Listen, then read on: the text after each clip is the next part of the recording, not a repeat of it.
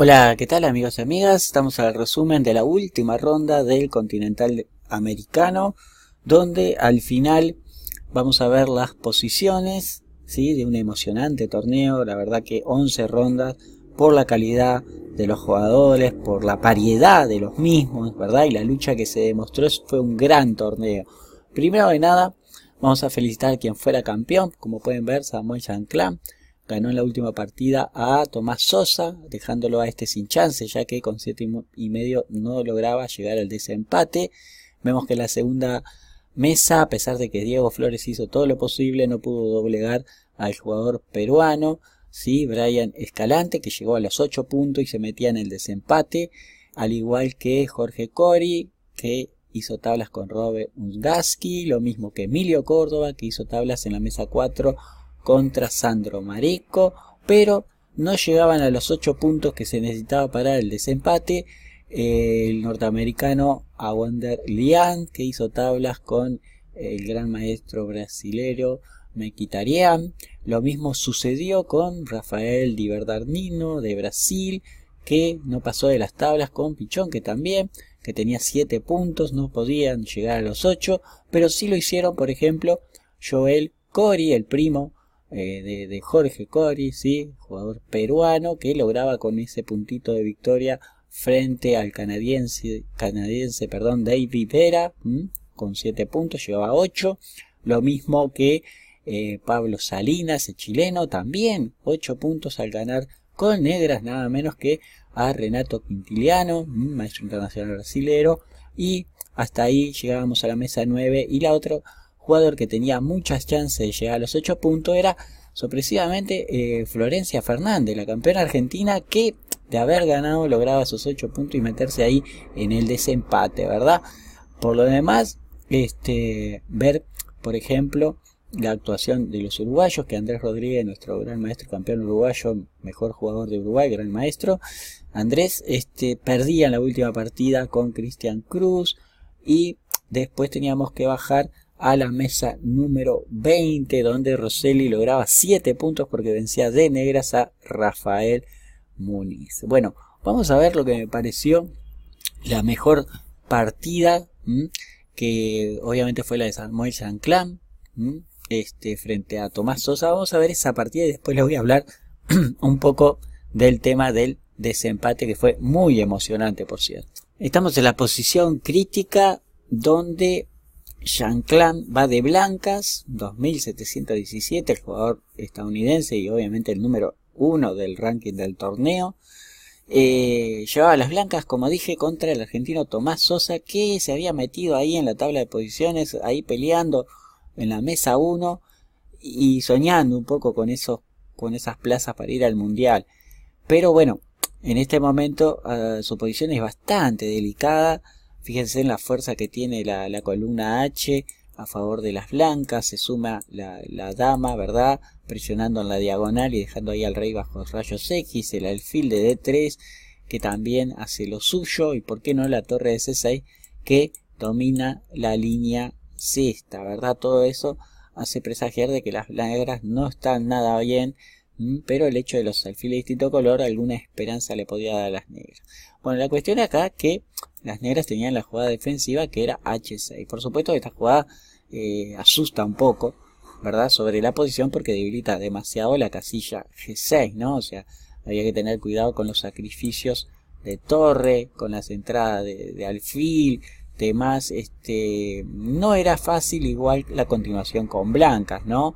Por ejemplo, se podía haber jugado F4 para que el alfil se retirara. Lo mejor parece ser D6 para mantener la defensa del peón de D7 y entorpecer la acción de la torre de C6 sobre el flanco rey, ¿verdad? Y bueno, acá las blancas, por ejemplo, podrían jugar alfil de C2 con idea de traer la torre a la columna o armar la maquinita para amenazar el flanco rey. Por supuesto que las blancas estaban muy bien en esta posición, pero continuaba la lucha. La cuestión es que contra alfil de 3 las negras cometen un gruesísimo error, que es G6, y esto hace que la partida termine ya violentamente, porque sí, el peón, al estar el peón de F7 clavado, en realidad hace que se pueda la combinación del sacrificio de alfil, ¿no? Alfil G6 y acá ya las negras, bueno, no tienen nada que hacer, se está amenazando alfil por H7, o sea que se capturó el alfil, la torre entró con ganancia de tiempo, única a bloquear y la jugada de las blancas que es la única que deja a estas con ventaja y que promueve el hecho del sacrificio sobre G6 es esta jugada que es torre H4, ¿verdad? Esa jugada es un mazazo. Se amenaza doblar sobre la columna G y presionar sobre el alfil recuperando la pieza y las negras no tienen mucho que hacer, ¿verdad? En la partida siguieron con A4 para desviar la dama, esta se retira en A2 para no tener problemas de acoso. Después de dama de 7 se dobló, como dije anteriormente, sobre la columna y el alfil se termina recuperando, ¿no? Se pegó un jaque en B5, el rey fue a la casilla E1, se intentó hacer alguna cosita que otra, tratando de incomodar al rey blanco, pero bueno, acá ya se recupera la pieza y tras rey H8 la jugada torre 7 a G5 es un mazazo porque se amenaza a la dama y se amenaza mate con una de las torres sobre la columna H. Acá las negras sacrificaron la torre para dar unos jaques, a ver si se encontraba algún jaque continuo, ¿verdad? Tipo dama F1, el rey se fue a D2, ¿sí? Entró la torre con jaque, pero bueno, las blancas hicieron lo más sencillo que es bloquear con la torre y a pesar de dama por F2, el rey se entró en D3, otro jaque en F1, el rey se metió por E4, y acá, bueno, acá ya no hay más nada, las negras jugaron F5, pero nada, o sea, ¿qué jugamos de blanca? Acá podemos comer en F5 o hacer rey F4 porque la torre de 8 está en el aire, amenaza de mate con torre H4, además.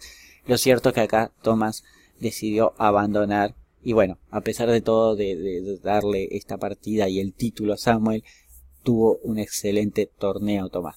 Pero bueno, felicitar al campeón. Y ahora les quería comentar algunas cositas del desempate.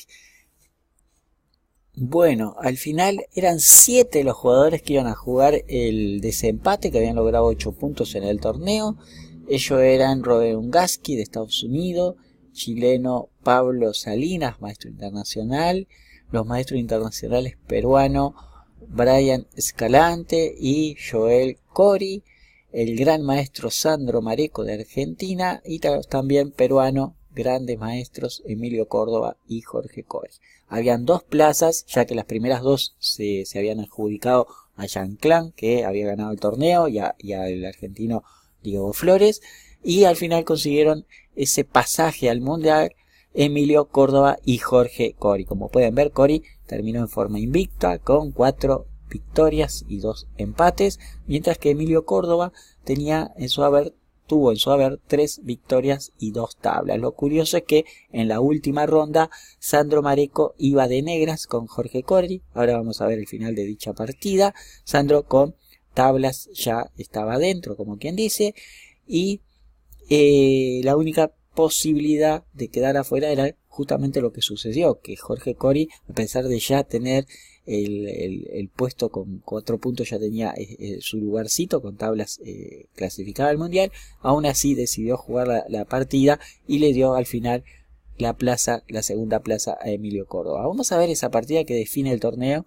este mini torneo, y que decide las 2 plazas que quedaban por verse, ¿verdad? Este juego podríamos decir que las negras, conducidas por Sandro Mareco, lo había hecho bárbaro, ya tenía, como quien dice, ese medio puntito asegurado, ni que decir que si quería jugar obviamente a ganar tenía todas las posibilidades, pero este sistema se estaba jugando al ritmo de 15 minutos con 10 segundos de incremento, y ya en este momento los minutos escaseaban y había que jugar muy rápido y tener muchísimo cuidado de no colgarse nada. Lo cierto es que las negras están un poquito mejor, su peón libre de la columna B parece mucho más peligroso que el peón bloqueado de las blancas, y encima tenemos piezas negras mirando al flanco rey. Lo cierto es que después de H5, las negras jugaron torre H4 y aquí Cori jugó G3. Y es curioso también el hecho de que Mareco seguramente tendría que haberse dado cuenta que el sacrificio sobre G3 se pide a gritos, ¿verdad? Y más viendo que hay unas cuantas piezas negras sobre el enroque. Lo cierto es que después de alfil por G3, F por G3, dama por G3, las blancas tenían que bloquear de dama la mejor continuación, y tras el cambio de dama no se puede comer de rey, es peor, porque ya vamos a ver, lo mejor era alfil por G2, y acá las negras ya tenían las tablas aseguradas. Lo cierto es que capaz que después de torre por E3 impresionó un poco la jugada de las blancas, que era D6, y parece que ese peón va a llegar, pero lo cierto es que las negras recuperan la pieza antes de sacrificar alguna por ese peón, y tras, por ejemplo, torre B2, alfil C6, D7 sacrificaban el alfil, y después de torre por D7, torre por H5, y las tablas están muy fáciles porque el peón se va a caer, y bueno, inclusive el blanco es el que tiene que jugar a tablas porque con tantos peones negros se va a tener que defender muy bien. Lo cierto es que Mareco se pierde esa oportunidad, juega torre H C4, lo cual no está mal porque para seguir jugando a ganar era una buena opción, obviamente, ¿no? Las blancas jugaron dama E1 y ahora se volvió una partida realmente desquiciada, ¿no? El negro metió el peón a B3, el blanco presionó con H6 para crear amenaza de mate en la primera fila, rey F8 saliendo de los temas tácticos, alfil G2, y acá nuevamente Mareco comete un desliz, ¿no? Acá parece que lo mejor era sencillamente avanzar el peón porque está protegido ese peón por rayos X. Ese peón no se puede comer porque sería un error, porque hay un descubierto con la torre sobre E3 y se ve el alfil sobre la casilla B2, ¿no? Lo cierto que después de F5 las blancas acá tenían para ganar calidad con alfil D2, y tras torre D2, torre por C2, perdón, torre por B3 no ganaban la calidad, pero perdían su mejor baza, que era el peón de B3, y esto ya era prácticamente como ventaja decisiva de las blancas, porque además la torre está entrando por la columna B y se están creando amenazas como alfil B4, ¿verdad? Mostrando que ese rey en F8 no estaba nada bien. Lo cierto es que el blanco jugó alfil B6 y tras otras locuras que son muy largas de explicar, lo cierto es que al final terminó ganando el conductor de las blancas, ¿no? Me parecía que esta era la parte más importante de la lucha, donde Sandro Mareco tenía las mejores chances con negras y las fue perdiendo una a una por los apremios de tiempo y este ritmo tan frenético que marcaba. Al final, nuestras felicitaciones para los 4 clasificados, para los jugadores que lograron la norma de maestros, también felicitaciones, y por supuesto a la organización que dio todo su mejor sus mejores ideas y su mejor apoyo para que todos los jugadores pudieran sentirse como en su casa. Bueno, un abrazo grande, me despido y será hasta la próxima. Que pasen bien, Chau, chau.